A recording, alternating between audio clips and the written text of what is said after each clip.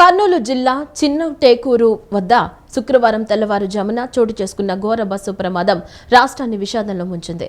హైదరాబాద్ నుంచి బెంగళూరుకు వస్తున్న వేమూరి కావేరీ ట్రావెల్స్ ప్రైవేట్ బస్సును బైక్ ఢీకొట్టడంతో ఒక్కసారిగా మంటలు చెలరేగాయి. క్షణాల్లోనే మంటలు బస్సు మొత్తాన్ని చుట్టుముట్టాయి. ప్రయాణికులు గాఢ నిద్రలో ఉండడంతో తేరుకునేలోపే బస్సు దగ్ధమైపోయింది. కర్నూలు జిల్లా చిన్నటేకూరు వద్ద శుక్రవారం తెల్లవారుజామున ఘోర అగ్ని ప్రమాదం జరిగింది. హైదరాబాద్ నుంచి బెంగళూరుకు వెళ్తున్న వేమూరి కావేరీ ట్రావెల్స్ ప్రైవేట్ బస్సును బైక్ ఢీకొట్టడంతో ఒక్కసారిగా మంటలు చెలరేగాయి. క్షణాల్లోనే మంటలు బస్సు మొత్తాన్ని చుట్టుముట్టాయి. ప్రయాణికులు గాఢ నిద్రలో ఉండడంతో తేరుకునేలోపే బస్సు దగ్ధమైపోయింది.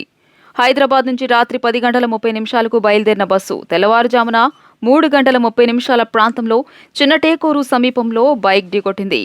బైక్ పూర్తిగా బస్సు కిందకు వెళ్లిపోయిందని కర్నూలు కలెక్టర్ సిరి తెలియజేశారు. ఢీకొట్టిన వెంటనే మంటలు చెలరేగి క్రమంగా బస్సు మొత్తానికి వ్యాపించాయి. డీజిల్ ట్యాంక్ దెబ్బతినకపోయినా ముందు భాగంలో మంటలు తీవ్రంగా చెలరేగినట్లు డీఐజీ తెలియజేశారు. బస్సును ఢీకొన్న పల్సర్ బైక్ కర్నూలు ప్రజానగర్కు చెందిన శంకర్ది అని ఆయన అక్కడికక్కడే మృతి చెందినట్లు వెల్లడించారు.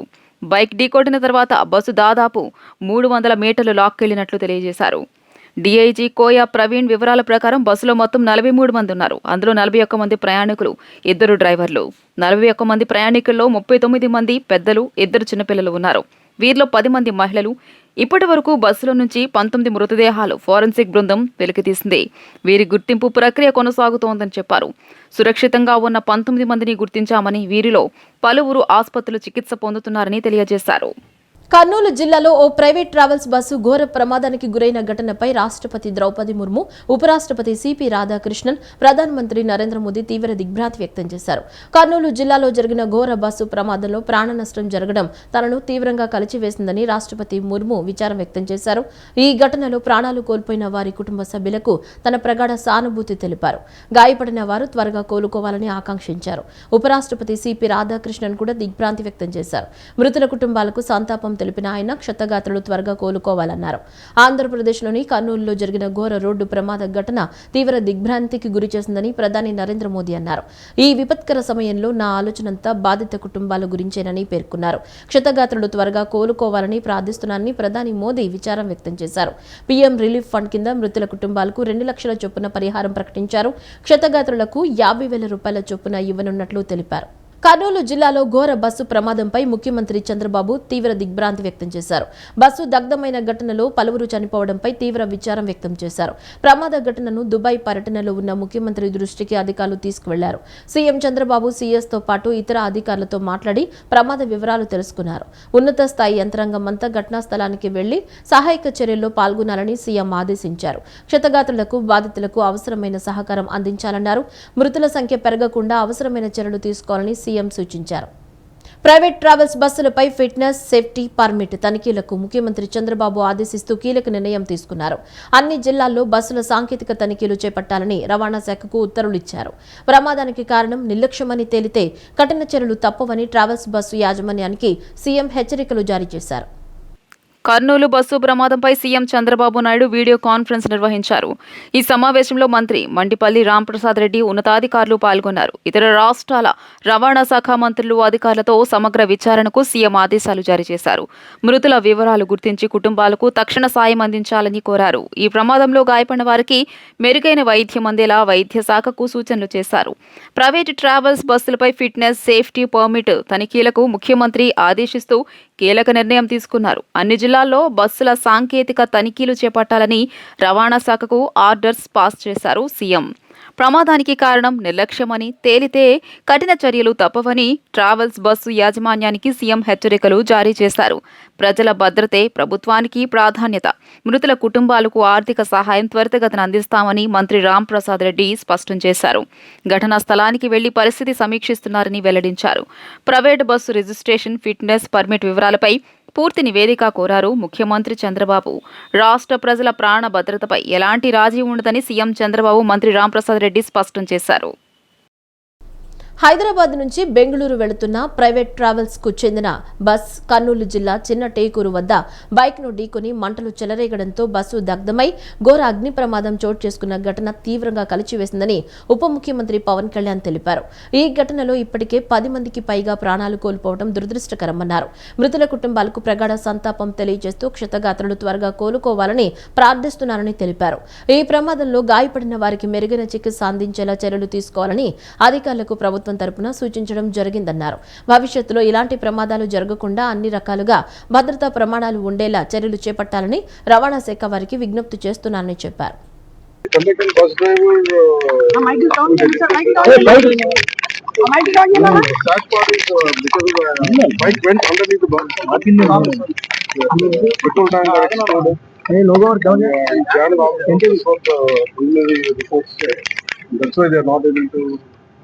Not many of people are not able to see. Come out and then bikes have been lost. It is very sad. Not sure. Coming in the heart of for announcing expiration. That really means a lot. State of it. And also I'd like to CBN Garu. Kurnool జిల్లా bus ప్రమాదంపై మంత్రి నారా లోకేష్ తీవ్ర దిగ్భ్రాంతి వ్యక్తం చేశారు. ఈ ఘటన తీవ్రంగా కలిచివేసిందన్నారు. మృతుల కుటుంబాలకు ప్రగాఢ సానుభూతి తెలిపారు. క్షతగాత్రులు త్వరగా కోలుకోవాలని ఆకాంక్షించారు. ఆంధ్రప్రదేశ్ ఇప్పుడు ఈజ్ ఆఫ్ డూయింగ్ బిజినెస్ దశను దాటి స్పీడ్ ఆఫ్ డూయింగ్ బిజినెస్ దిశగా వేగంగా సాగుతుందని ముఖ్యమంత్రి చంద్రబాబు తెలిపారు. రాష్ట్ర ప్రభుత్వ విధానాలు, పారదర్శకత, సాంకేతిక వినియోగం కారణంగా పెట్టుబడిదారుల విశ్వాసం పెరిగిందని చెప్పారు. సాంకేతికతలో ఆంధ్రప్రదేశ్ ముందంజలో ఉంటుందని తెలిపారు. అమరావతి భవిష్యత్ సాంకేతికత, ఇన్నోవేషన్, పెట్టుబడులకు హబ్గా మారుతుందని, ఇక్కడి నుంచి ఆవిష్కరణలు ప్రపంచానికి చేరుతాయని సీఎం చంద్రబాబు పేర్కొన్నారు. ఏపీ ముఖ్యమంత్రి చంద్రబాబు యుఏఈ పర్యటనలో రెండో రోజున అబుదాబిలో పలు వ్యాపార పారిశ్రామిక సమావేశాల్లో పాల్గొన్నారు. రాష్ట్రానికి విదేశీ పెట్టుబడులు ఆకర్షించడం, పారిశ్రామిక సంబంధాలను బలోపేతం చేయడం లక్ష్యంగా ఈ పర్యటన సాగుతోంది. Abu Dhabi chamber of commerce chairman Ahmed Jasim Al Zaabi, G42 CEO Mansour Al మన్సూరితో ముఖ్యమంత్రి భేటీ అయ్యారు. రాష్ట్ర అభివృద్ధి, పరిశ్రమల విస్తరణ, సాంకేతిక సహకారం, పెట్టుబడి అవకాశాలపై చర్చలు జరిపారు. ఈ సందర్భంగా సీఎం చంద్రబాబు మాట్లాడుతూ అమరావతిలో క్వాంటమ్ కంప్యూటింగ్ సేవలు జనవరి నుంచి అందుబాటులోకి వస్తాయని ఆయన వెల్లడించారు. ఇది దేశంలో సాంకేతిక విప్లవానికి దారితీసే అడుగు అవుతుందని చెప్పారు. నవంబర్ 14-15 తేదీల్లో విశాఖపట్నంలో జరిగే గ్లోబల్ ఇన్వెస్టర్స్ సమ్మిట్ కు రావాలని ఆయన అబుదాబి ప్రతినిధులను ఆహ్వానించారు. పెట్టుబడుల దిశగా ఏపీ తీసుకుంటున్న వేగవంతమైన చర్యలను ప్రత్యక్షంగా చూడాలని సూచించారు. అబుదాబి ప్రతినిధులు స్పందిస్తూ త్వరలో ఏపీ పర్యటనకు వస్తామని, రాష్ట్రంలో పెట్టుబడుల అవకాశాలను పరిశీలిస్తామని తెలిపారు. తర్వాత CM Chandrababu Abu Dhabi national oil company ప్రతినిధులతో సమావేశమయ్యారు. భారత్లో తమ వ్యాపారాన్ని విస్తరించాలని ఆసక్తి ADNOC ప్రతినిధులు వ్యక్తం చేశారు. ఈ సందర్భంగా సీఎం మాట్లాడుతూ ఆంధ్రప్రదేశ్కి దక్షిణాసియాకు సమీపంగా సుదీర్ఘ తీర ప్రాంతం ఉండడం వల్ల ఇంధన, పెట్రోకెమికల్ రంగాలకు విశేష అవకాశాలు ఉన్నాయని వివరించారు. ఏపీ భౌగోళికంగా వ్యూహాత్మకంగా ఉన్న రాష్ట్రం. పెట్రోకెమికల్ పరిశ్రమలు, గ్యాస్ ఆధారిత ప్రాజెక్టులకు ఇది సరైన వేదిక అని సీఎం చంద్రబాబు వివరించారు.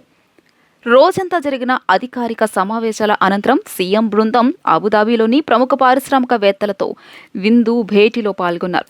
ఈ నెట్వర్క్ లంచ్లో పలు రంగాల ప్రముఖ సంస్థల సీఈఓలు పాల్గొన్నారు. ఏపీలో హెరిటేజ్ టూరిజం అభివృద్ధికి సహకారం అందించాలని మంత్రి నారా లోకేష్ ఆస్ట్రేలియా ప్రతినిధులను కోరారు. పారామెడికల్ కోర్సులు, పాఠ్య ప్రణాళికల అభివృద్ధికి సహకరించాలని అక్కడి విద్యాసంస్థలను ఆహ్వానించారు. Quantum technology research, cyber security, internet of things వంటి అధునాతన సాంకేతికత అంశాలు రాష్ట్ర విద్యా విధానంలో ప్రవేశపెట్టే అవకాశాలపైన అధ్యయనం చేశారు. ఆస్ట్రేలియాలో పర్యటిస్తున్న రాష్ట్ర ఐటీ, ఎలక్ట్రానిక్స్ శాఖల మంత్రి నారా లోకేష్ వివిధ రంగాల ప్రతినిధులతో వరుస భేటీలు జరుపుతూ బిజీగా గడుపుతున్నారు. British multinational health care and insurance Bupa సంస్థ ప్రతినిధులతో లోకేష్ సమావేశమయ్యారు. సంస్థ Asia Pacific chief operating officer Bijal Sejpal, enterprises intelligence head Dinesh కంతేటిలతో మంత్రి లోకేష్ మెల్బోర్న్లో భేటీ అయ్యారు. ఐటీ సేవా రంగాల్లో శరవేగంగా విస్తరిస్తున్న విశాఖలో Bupa global capability centre JCC ఏర్పాటును పరిశీలించాలని కోరారు. గ్రామీణ డిజిటల్ ఆరోగ్య సేవల కోసం ఏపీ ప్రభుత్వంతో కలిసి పనిచేయాలని లోకేష్ విజ్ఞప్తి చేశారు. లండన్ కేంద్రంగా పనిచేస్తున్న తమ సంస్థకు 190 దేశాల్లో 38 మిలియన్ల కస్టమర్లు ఉన్నారని భూపా సిఓఓ సెస్ పాల్ తెలియజేశారు. ఆరోగ్య బీమా, డిజిటల్ ఆరోగ్య సేవలతో పాటు యూకే, ఆస్ట్రేలియా, స్పెయిన్లలో వృద్ధుల సంరక్షణ కోసం కేర్ హోంలు నిర్వహిస్తున్నట్లు చెప్పారు. ఆస్ట్రేలియా, హాంకాంగ్తో పాటు ఇతర అభివృద్ధి చెందుతున్న మార్కెట్లలో తాము బలమైన ఉనికి కలిగి ఉన్నట్లు పేర్కొన్నారు. ఆంధ్రప్రదేశ్ ప్రతిపాదనలపై ఉన్నత స్థాయి బృందంతో చర్చించి సానుకూల నిర్ణయం తీసుకుంటామని భూపా సిఓఓ చెప్పారు. నిజాలు చెబితే తల 1000 ముక్కలవుతుందనే శాపం జగన్కు ఉన్నందున అన్ని అబద్దాలే చెప్తున్నారని మంత్రి అనగాని సత్యప్రసాద్ ధ్వజమెత్తారు. శవాలు, అబద్దాలు, పునాదుల మీద దిగజారుడు రాజకీయాలు చేస్తున్నారని దుయ్యబట్టారు. గూగుల్ రావటం వెనుక తన ప్రమేయం ఉందని జగన్ చెప్పుకోవడాన్ని ఆయన కుటుంబ సభ్యులు కూడా నమ్మరని ఎద్దేవా చేశారు. పులివెందుల ఎమ్మెల్యే జగన్మోహన్ రెడ్డి 2 గంటల సేపు ప్రెస్ మీట్ పెట్టి ఒక్క ఆధారం చూపకుండా రాష్ట్ర ప్రజల సమయాన్ని వృధా చేశారని రెవెన్యూ శాఖ మంత్రి అనగాని సత్యప్రసాద్ విమర్శించారు. అందుకు జగన్ సిగ్గుపడాలని అన్నారు.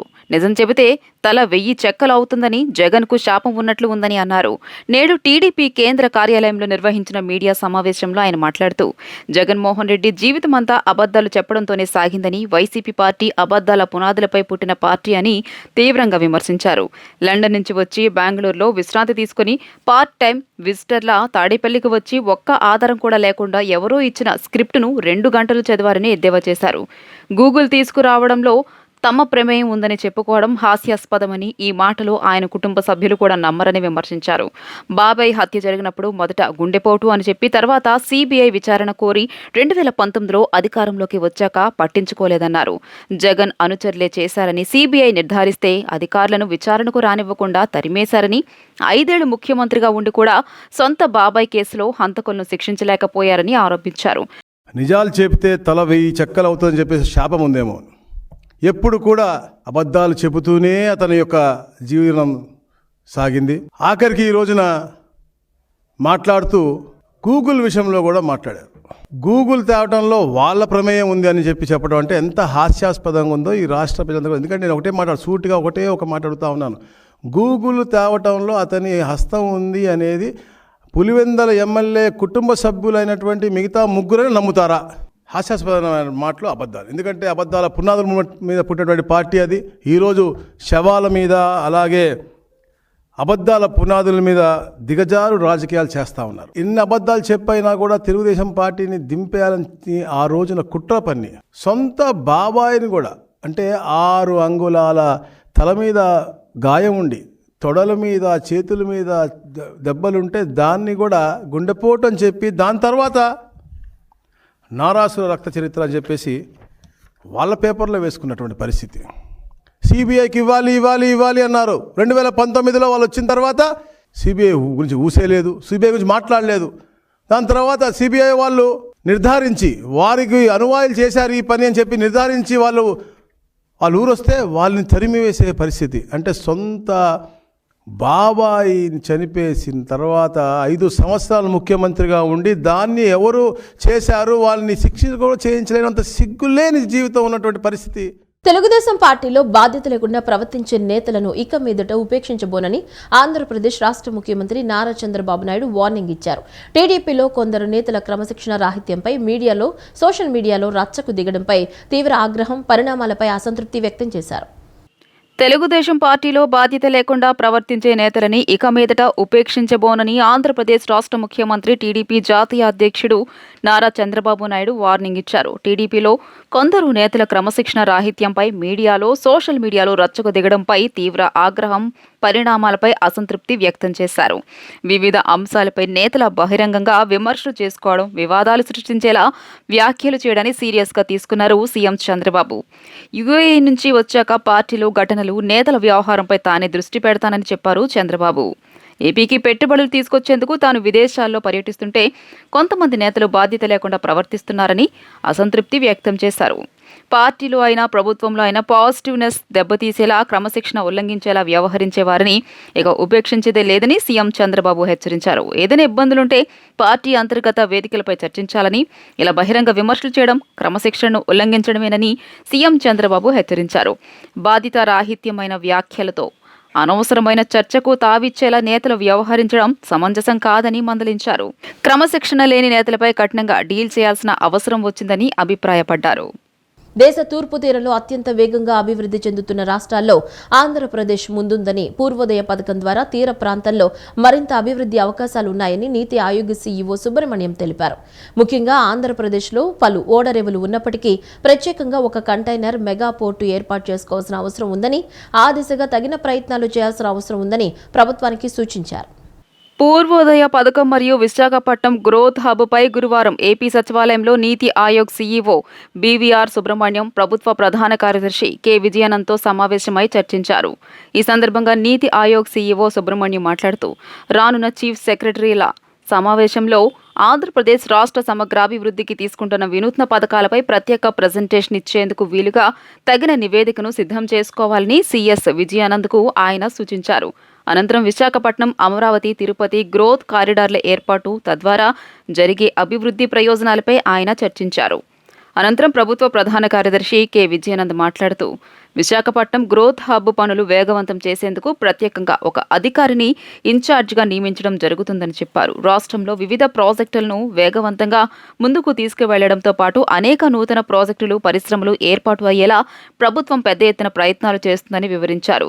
కేంద్రం నుండి వివిధ ప్రాజెక్టులు, పథకాలకు సకాలంలో తగిన నిధులు మంజూరు అయ్యేలా కృషి చేయడం జరుగుతోందని, కేంద్రం నుండి తగిన నిధులు మంజూరు అయ్యేలా నీతి ఆయోగ్ సిఫార్సు చేయాలని సీఎస్ విజయానంద్ నీతి ఆయోగ్ సీఈఓ సుబ్రహ్మణ్యంకు విజ్ఞప్తి చేశారు. తూర్పు మధ్య బంగాళాఖాతంలో శుక్రవారం మరో అల్పపీడనం ఏర్పడవచ్చని అమరావతి వాతావరణ కేంద్రం తెలిపింది. తర్వాత అది 24 గంటల్లో పశ్చిమ వాయవ్య దిశగా కదిలే అవకాశం ఉందని పేర్కొంది. దక్షిణ కర్ణాటకలో కొనసాగుతున్న అల్పపీడనం పశ్చిమ వాయవ్య దిశగా కదులుతూ తూర్పు మధ్య ఆగ్నేయ అరేబియా సముద్రం మీదుగా ప్రయాణించే అవకాశం ఉందని పేర్కొంది. వీటి ప్రభావంతో మరో 4 రోజుల పాటు రాష్ట్రంలో వర్షాలు కురిసే అవకాశం ఉందని విపత్తుల నిర్వహణ సంస్థ సూచించింది. తూర్పు మధ్య బంగాళాఖాతంలో శుక్రవారం మరో అల్పపీడనం ఏర్పడొచ్చని అమరావతి వాతావరణ కేంద్రం తెలిపింది. తర్వాత అది 24 గంటల్లో పశ్చిమ వాయువు దిశగా కదిలే అవకాశం ఉందని పేర్కొంది.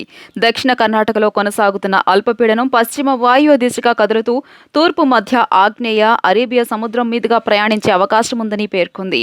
వీటి ప్రభావంతో మరో 4 రోజుల పాటు రాష్ట్రంలో వర్షాలు కురిసే అవకాశం ఉందని విపత్తుల నిర్వహణ సంస్థ సూచించింది. కోస్తాలో గంటకు 30 నుంచి 40 కిలోమీటర్ల నుంచి 50 కిలోమీటర్లు గరిష్ట వేగంతో గాలులు, ఉరుములు, మెరుపులతో తేలికపాటి నుంచి ఓ మోస్తరు వానలు కురవచ్చని తెలిపింది. రాయలసీమలో 1-2 చోట్ల భారీ నుంచి అతి భారీ వర్షాలతో పాటు మరో 1-2 ప్రాంతాల్లో భారీ వానలు పడొచ్చని చెప్పింది. దక్షిణ కోస్తాలో 1-2 చోట్ల భారీ వర్షాలు కురుస్తాయని పేర్కొంది. శుక్రవారం అంబేద్కర్, కోనసీమ, కృష్ణా, ప్రకాశం, గుంటూరు, బాపట్ల, నంద్యాల జిల్లాల్లో వర్షాలు పడతాయని తెలిపింది. ఈ వార్తలు ఇంతటితో సమాప్తం. నమస్కారం.